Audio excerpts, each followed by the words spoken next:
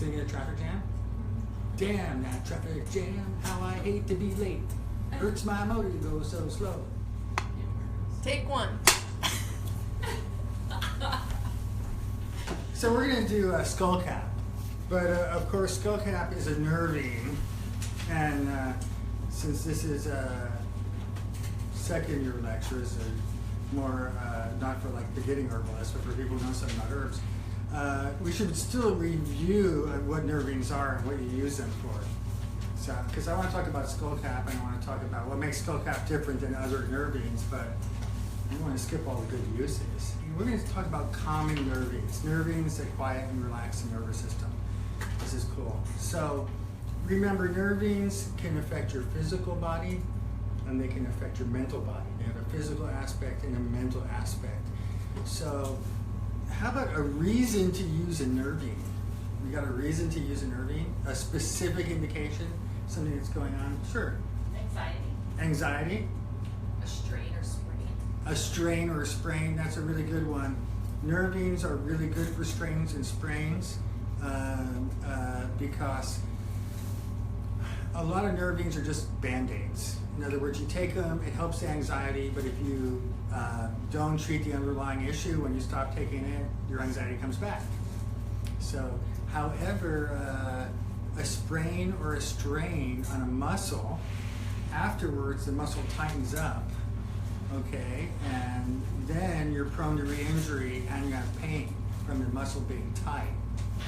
So if you take a nervine for a sprain or a strain, you relax that area, it actually will take away the pain. It's good. It actually will take away the pain. So, and it'll help promote the healing by relaxing it and so forth. Yeah, got another one? I can't go back to sleep. Wake up in the middle of the night, can't go back to sleep. Yeah, yeah. I take a couple squirts for that. Yeah. Got another one? How about when you're out in the field with the class and no one can choose a direction to go and settle on something, and the tensions are getting higher, and you need a nervine just to help everyone relax and release the tension. So you're saying you're out in the field, the group is leading, probably trying to find like some arnica or something like that. Yeah. And everybody in the group is getting really stressed out and they're all starting to get mad at each other and freak out and cry and stuff like that, and you're not like going anywhere. People are stomping their feet. And the teacher actually takes out the Skullcap or the nervine and passes it around. Yeah, you know it's a pretty intense day when we have to pass around the nervine to keep the class going. Yeah, that is definitely. And there's circular thoughts. They're good for circular thoughts. About muscle cramps. Muscle cramps, yeah, muscle cramps. Yeah, muscle cramps are good, and you know, you can take those foot cramps or leg cramps in the middle of the night. You can go ahead and keep the bottle of the nervine by, so you can take a couple squirts of it, get rid of that cramp. Ultimately, you probably want to look as to why you have the cramp. Look at maybe some mineral supplement there or something. Got another reason to use nervousness? Yeah, if you butterflies have, like a in your speech brain. that you're gonna do, First day on the job. First day at the school. Got a performance you're gonna do. Got a performance. Yeah. First date. First date. Yeah. Those kind of reasons. First date. PMS. Yeah. Well, we're looking at menstrual cramps. Yeah. Yeah. So nervines are good for menstrual cramps, right? And that's true. And spasms. They're good for spasms. Yeah. Mild depression. Mild depression, right? They're good for mild depression. That's right. If you got, if like you're having a hard time and you're really bummed out about it, then you can take some calming herbs to slow things down, not have it take such a physical toll on you. If you're depressed where you're like lying in bed and it isn't worth doing anything and you just let the cigarettes burn down your fingers, you don't need nervines. That's definitely not, it's contraindicated there. You don't want to take them for that. Yeah. But if you're just having if you're depressed because, it's been everything's gone wrong today, that's a different thing, yeah. Panic or shock. Yeah, if you're panicky, yeah, that's a good one. And when I say shock, if you're shocked, yes. If you're like Just in this state of shock, yes, of course. But not if you're actually going into shock. That's a different thing. Get some other stuff? If you're sitting in a traffic jam, getting really irritated. Sitting in a traffic jam? Damn that traffic jam, how I hate to be late. Hurts my motor to go so slow. Damn that traffic jam. Nice. By the time I get home, my supper be cold.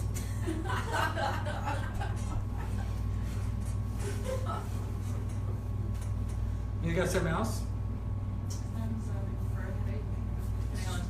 Some kinds of headaches, yes. If the headache's caused by tension, yeah. You got here overexcitement, frustration. Did I say circular thoughts that you keep coming back to again and again, but you can't seem to get rid of? Yeah. Say grief. Then once again, remember about the grief. If you are grieving from some loss and you take, there's pharmaceuticals you can take to make it that you're just as happy as can be. But if you take the pharmaceutical to erase the grief, then a year or 2 or 5 or even 10 years later, when you finally decide to come off that pharmaceutical, that grief you took it for comes back. It's still there because you haven't gone through the process. I like to say good grief. So if you're grieving and you go through the process of grieving, you can take a calming herb to stop you from shaking, to calm you down, to slow it down. And then you still process the grief, but the object is still to be able to eat, to still be able to sleep, to still be able to do the things you need to do to get better, which includes eating, sleeping, doing exercises. So, I mean, exercising, not doing like, oh, I'm gonna go do my grief exercises. I'll get against the wall. This is my grief exercise. No, not that one. But I mean, like moving your body. These kinds of things are important in healing, and you use the calming herb to slow down the physical aspects that the stress is giving, to help take away some of that adrenaline, but not to stop the issue. What else? We got here grief, the holidays. I'm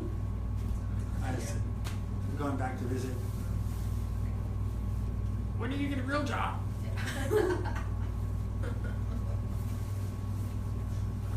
When are you gonna give me a great granddaughter?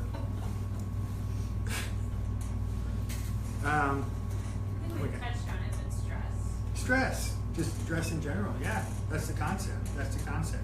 Sadness, it won't make you happy, but if you're really sad and that's taking its toll on your body, it will slow down that effect on your body. That's right. Anger. Anger. If you're angry, if the person in front of you is like really pissed at you and angry at you, you don't say, "Oh, here, I got this herb for you." It's not going to work. Why? Did you say why? I get a grip for that. The blues, melancholy. Though I like melancholy. Melancholy is bittersweet. Irritability, frenzied days.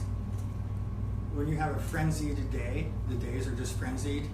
Or if you're just so frenzied that you're in a daze, both of those help slow things down a bit. Obsession, to some degree. Then a circular thought, so you keep coming back to again and again, that you can't seem to get rid of. The circular thoughts you keep coming back to again and again. And yes, nervines are good for things like that. Absolutely. Fear, anxiety, vague feelings of uselessness.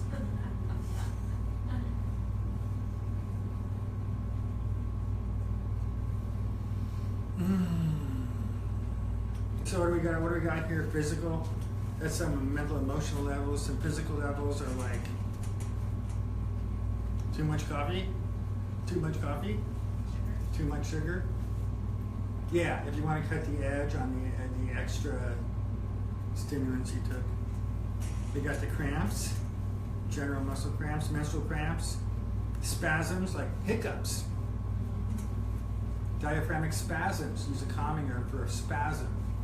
This little twitch in your eye like this that goes like this whenever you get live on Facebook. It's like, yeah. Well, bronchial spasms. spasmodic coughing. So if you're coughing, and you can't stop coughing, and you maybe don't even need to cough anymore, but you can't stop because you've gotten in this like loop where you're just coughing, calming herb is good for that. And a lot of the like trying to sleep at night cough formulas made with herbs would be calming herbs. It would be the nervines or the calming herbs to try to stop this spasmodic cough. Tight sore muscles, sprains, strains, tendinitis, the repetitive motion issues, you're going to go ahead and use a nervine herb to help loosen up the problem. It's along with like sprains and sprains. And a lot of people with tendinitis or that type of repetitive motion problem don't realize that when they have a latte, it like aches. But you need to cut back on your caffeine and stimulant intake. A lot of people don't realize it. They don't connect it. So if you have someone that's a friend of yours, or if you have tendinitis, you should stop and feel this. Like when you go and get your double hazelnut skinny latte with soy milk and you drink it, I mean, that's not what I get, but you know, that's it. People at home might be drinking that stuff, I don't know. You know, it's your quad latte, your energy drink, and then your repetitive motion problem starts to ache. Your arm starts to ache. You're like, oh, my arm's aching. It's like, I gotta do something about that. But if you realize it's directly connected to your caffeine, it's really a lot easier to cut down on your caffeine because you realize, I drink this, it hurts. And you get that connected in your brain. It's like, yeah, it's a lot easier to do. I mean, certainly I could do like an hour or two class just on this aspect, these aspects of how to use nervine. So this is really just a review. So, yeah. Oh, am I supposed to say share this video? Share this video? Circular thoughts that go round and round in your head that you can't seem to get rid of, like share this video. Press the button at the bottom that says share. And of course there's this whole other aspect of a calming herb which helps relieve stress. And stress is such a big component of illness in general, like dis-ease, right? Dis-ease. Ease is uneasiness, dis-ease, that kind of thing, right? So the whole aspect of pain, like you can take a calming herb for pain, and it's not really going to be like taking something that gets rid of pain, but it helps you stop focusing on it, and that's a big deal. It's like you're focused on the pain. And it brings me back, of course, to when I broke my toe. Of course, you all heard this story, but I'll tell you again, because some of you may have forgotten it. So I broke my toe. My toe was like sideways, and I reset it. It was a pinky toe. And so afterwards, and it hurt. So afterwards, I'm like lying on the couch, and it's like, I'm like, all I can think about is my toe, right? It's like, I'm thinking about how much it hurt before, and how it might hurt like that again if I just move it a little bit. And it's like I'm lying on the couch, and I'm like all freaked out about this like remembered pain, and how that pain could come back, that same pain I had when I broke it. On the same sense, anytime anyone comes anywhere near my foot, or I think about moving it, it's like this anticipated pain that's going to happen if someone were to bump into it, right? And I'm sitting here focusing on it, and the more I focus on it, the tighter all my muscles get, and the tighter my muscles get, the more it aches and aches. And it's like, oh my God, what am I? So if you take a calming herb, like this kind of pain, it's like part of it is remembered pain, part of it is anticipated pain, and part of it is actual pain. So when you take a calming herb, you stop focusing on it, because you know it's like circular thoughts that go round and round in your head, and you keep coming back to you that you can't seem to get rid of, like share this feed. Stuff like that. If you take the calming herb, you get rid of the remembered pain and you get rid of the anticipated pain. But you don't necessarily get rid of the pain itself. But if it's a broken toe, or if it's a musculoskeletal issue, then it will loosen up the muscles and take the pressure off the tendon or whatever it may be, and that's going to actually reduce the pain. So yeah, it's really good for that kind of pain. Like you think about things like eczema. Well, eczema is caused by so many different things, like different kinds of dermatological issues like eczema, or maybe some kind of rash that you get. And it may be due to like so many different, it could be like some kind of allergic reaction to food or something environmental. It could be something to do with your liver. There's all these different things that could have it that make your skin. It could be that it gets worse when you get stressed out. And that's the key. If you have something that gets worse when you get stressed out, then using a calming nervine herb before you get stressed out will help, or not before, but even when you're starting to, before you or when you start to, then that's going to help. It's going to cut back on that. If you get really freaked out mentally and it triggers an asthma attack, then calming herb would work. People used to treat asthma with calming herbs. If you go back into the herb books, that's a really standard thing to do. You take calming herbs that relax muscles, that relax things in order to help with the asthma. Maybe some kind of herbs that might be along the lines of bronchial dilators. And in the old days, 100 years ago, 150 years ago, back when I was young, a lot of asthma was like that. It was like your bronchioles would get constricted and you'd get this asthma attack. Everything would tighten up, and a calming herb to relax your mind, or maybe something to open up the bronchial tubes might be really good for that. However, nowadays, asthma has changed in what it is. It's like we still have asthma, but the type of asthma we have now is different, and more of the asthma that we have now is due to inflammation of the bronchial tubes. So you have inflammation and your bronchioles swell from being inflamed, and that narrows it. That's very different than kind of tight muscles. Now we're talking more of an inflammation process. So calming herbs don't work quite as well because the disease has changed, which is kind of weird. Yeah. Or like grinding teeth. I like that one. We should talk about grinding teeth because, I grind my teeth. And he's always reading the books, hey, you take calming herbs for grinding teeth. Well, that's great. I take the calming herb before I go to bed and I fall asleep, and in the morning, I'm grinding my teeth. Great. So I had this dream one night.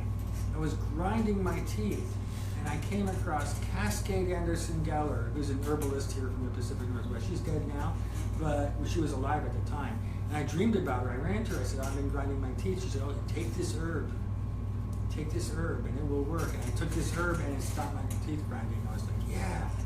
And the only problem with this is that I have to take the herb in my dream while I'm grinding my teeth for it to work. I can't take it beforehand. That partially worked. I called her up and told her that, and she thought it was interesting because she said that she deals with bruxism too.